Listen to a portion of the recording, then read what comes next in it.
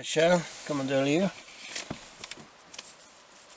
Ça va être une vidéo un petit peu spéciale là, sur demande, on request. J'essaye de vous mettre toujours un peu de la musique pour les indigos, parce que comme vous, les indigos, vous êtes plongés dans la soupe de la musique industrielle fabriquée à Hollywood et dans tous les coins par des ordinateurs et tout ça. Qu'il faut absolument regarder tous les derniers hits, les top 10, top 20, top 100, tout ça. Alors, on reviendra sur le sujet de la musique. Hein. Alors moi, chaque fois que je peux, je vais vous mettre de la bonne musique, avec des bonnes vibrations, où il n'y a pas de subliminal dedans, où il n'y a pas de beat, comme ça là, qui sont le contraire des mouvements naturels du cœur, et tout ça, et tout ça, et tout ça, tout ça. Et à la place, j'essaie de vous mettre des musiques qu'on appelle aujourd'hui progressives et qui sont faites par des gens, il y a pas mal d'indigos qui travaillent là-dedans, hein, qui font des très très bonnes musiques. Hein. Vous cherchez trance, progressive, il y a beaucoup de choses. C'est pas tout le temps le truc disco, hein. Vous trouverez de très très belles choses. Donc on va faire une vidéo un peu spéciale qui s'appelle questions-réponses. Comme si un peu on était dans une conférence à la fin et que vous me posez des questions-réponses. Alors, il y a des questions qui me sont posées hein, sur notre chaîne Golden Starseed Report. Alors, on va essayer de les traiter les unes après les autres. Hein. Je reparlerai comment aider à monter cette chaîne Golden Starseed Report. À la fin, on fera un petit truc. Alors, il faut que je réponde à des questions, par exemple sur la vidéo Message aux Indigos, partie 2. On a tout un paquet de questions de Marion. Alors, je réponds en vidéo, comme ça tout le monde va en profiter. Ça fera une nouvelle vidéo, et j'espère que beaucoup vont la regarder. Alors, Marion nous pose la question, vous parlez de la couche laiteuse. La couche laiteuse, pour rappel, c'est une appellation des météorologues qui doivent retourner en formation ou qui doivent aller faire un autre travail, hein, comme de vérifier pourquoi les arbres meurent avec l'office des forêts, etc. Ce serait mieux, parce qu'ils nous racontent que des salades.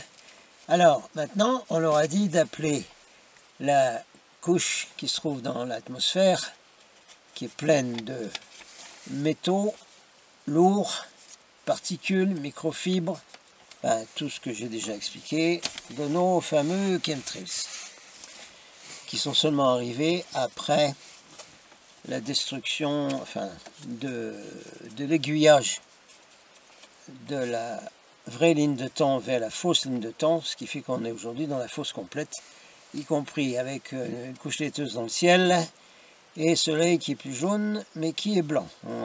Tout est faux maintenant, y compris le soleil, le ciel, tout. Couche laiteuse.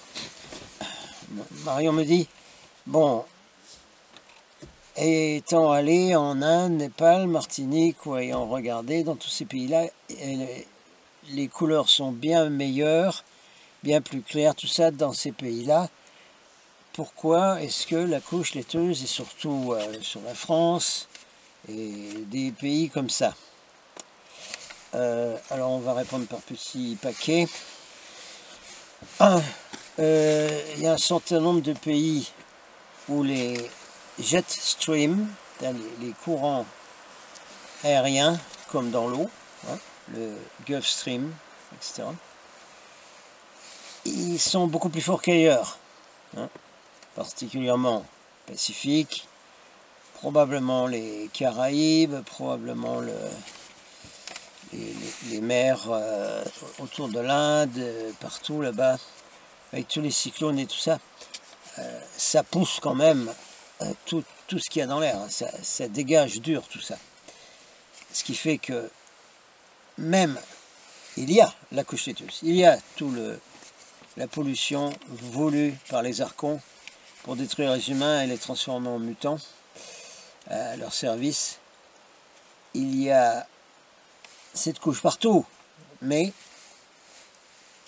elle est plus balayée dans les pays où ils ont des moussons, des cyclones et tout ça. C'est le premier niveau de réponse. Deuxième niveau, c'est que au départ, les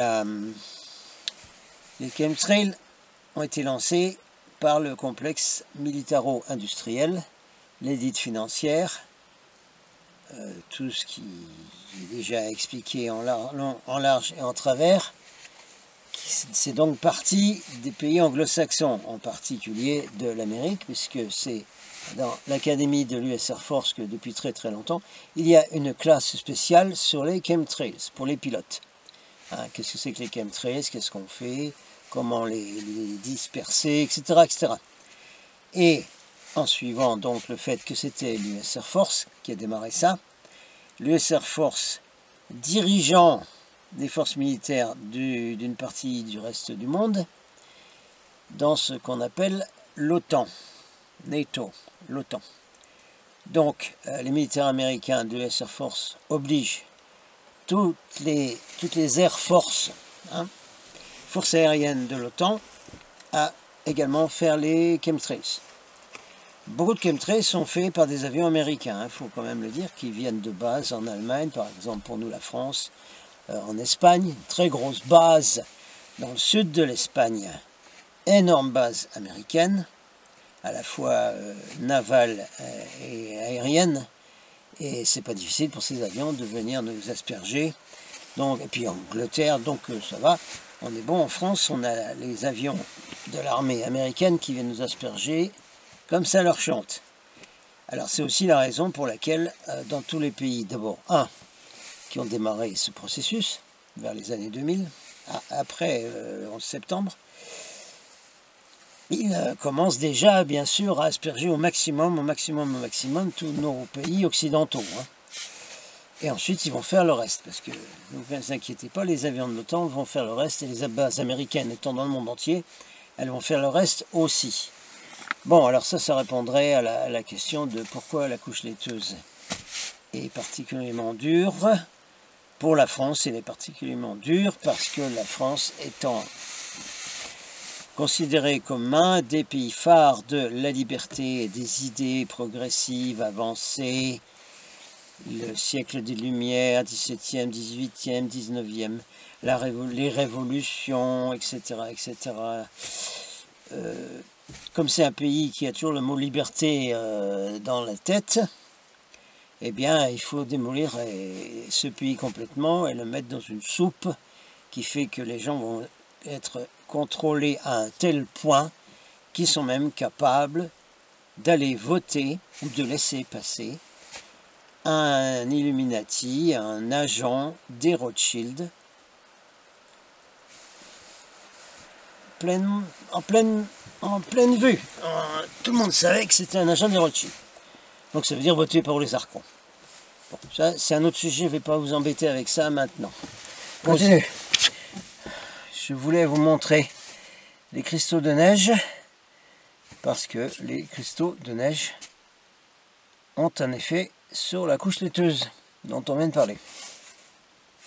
Mais comme il n'y a pas assez de soleil, une tempête de neige arrive, on ne verra pas bien les cristaux que vous connaissez, car quand vous avez été dans de la neige au soleil, vous voyez bien que ça brille avec toutes les couleurs, bleu, vert, rouge, orange, etc. sur la neige.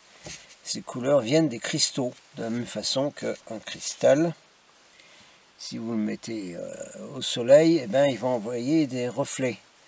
Donc les cristaux de neige, étant formés en cristaux, envoient des reflets. Géométrie sacrée, etc. Alors je vais faire une vidéo spéciale donc sur les cristaux de neige, leur effet sur les chemtrails, effet des cristaux de quartz et autres sur l'eau, etc. Avec les photos des cristaux de neige, les photos des cristaux du professeur japonais Emoto, dont vous avez tous entendu parler, etc. On fera tout un topo sur les cristaux, comment utiliser les cristaux, etc. Après tout, ça va faire une vidéo spéciale pour les indigos et pour tout le monde. Tout le monde. Alors, C'est questions-réponses, on est toujours dans les questions de Marion. Alors il y a une question au niveau de l'évolution de la ligne de temps qui aurait dû être la normale. Vous voyez que mes vidéos s'entrecroisent, hein? Bien sûr. C'est pour ça qu'il faut toutes les regarder. Yes, yes.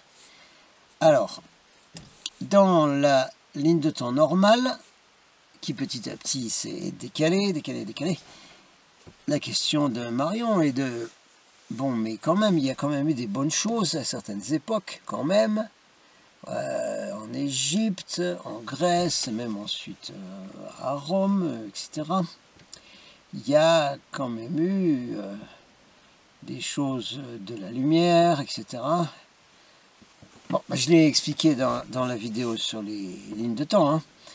Les initiés de lumière de tout temps ont essayé de contrebalancer l'effort des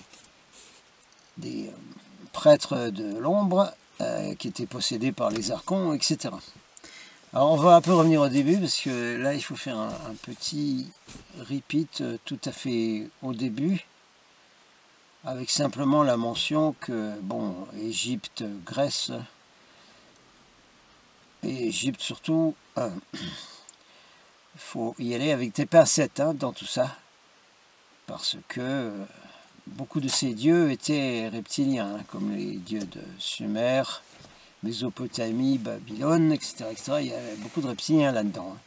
Donc il faudra faire des petites notes, hein, sur ce sujet. Grèce, ça va déjà un peu mieux, parce que c'est sans doute des frères de l'espace qui ont atterri sur le mont Olympe, et qu'on a pris ensuite pour des dieux, puisqu'il y a Athéna et tout ça. Mais là, il faudra faire un spécial sur Athéna. Je vais être obligé. Là, c'est un sujet qui nécessite une vidéo entière.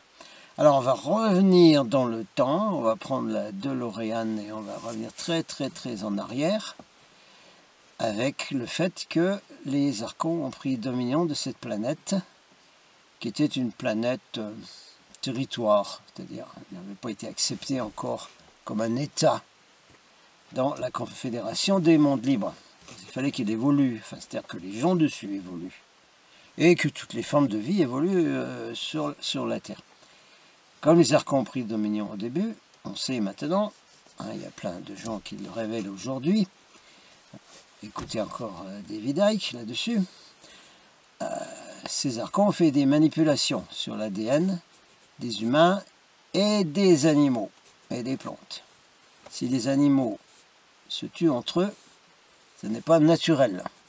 Enfin, on peut dire que les pauvres animaux, ils sont dans la faucine de temps depuis longtemps. Ben oui. On a manipulé leur ADN pour qu'ils se mangent entre eux, pour qu'il y ait du sang, de mort, de la violence, que ce soit une planète comme ça. Voilà, boum. Donc les humains ont été manipulés au niveau génétique également, ce qui fait que dès le début, nous avons des civilisations qui montent, et à un moment donné, quelque chose ne va plus du tout, hein. Alors on va passer très rapidement. L'Atlantide, il y avait les forces du 1, c'est-à-dire nous, et les forces de Bélial en Atlantide, qui étaient les prêtres de l'ombre. Et les forces du 1 ont été mis en minorité, ce qui fait qu'après une belle période de civilisation atlantéenne, avec l'utilisation de cristaux, d'énergie, d'engins qui voyageaient autour de la planète et visites des frères de l'espace, etc. Les prêtres de Bélial ont pris le contrôle, ont utilisé des cristaux géants et on connaît le résultat, Atlantide capote. Bon. Niveau de Lémurie, il faudra faire aussi une vidéo spéciale sur la Lémurie, alors je ne vais pas en parler, hein. C'est pareil, la Lémurie a été démolie complètement, c'est la race rouge. Alors on va remonter encore plus loin que ça, parce qu'il y a eu des civilisations avant ça, encore. Mais oui, il y en a eu plein, il y en a toujours plein. Civilisations, elles montent, puis après, on dirait qu'elles sont complètement détruites. C'est pour ça que les gens qui dirigent cette civilisation actuelle s'imaginent qu'elle va durer toujours. Ils essayent de la faire durer toujours en emmenant les gens dans un interespace dimensionnel. C'est l'affaire des archons. On va faire une pause.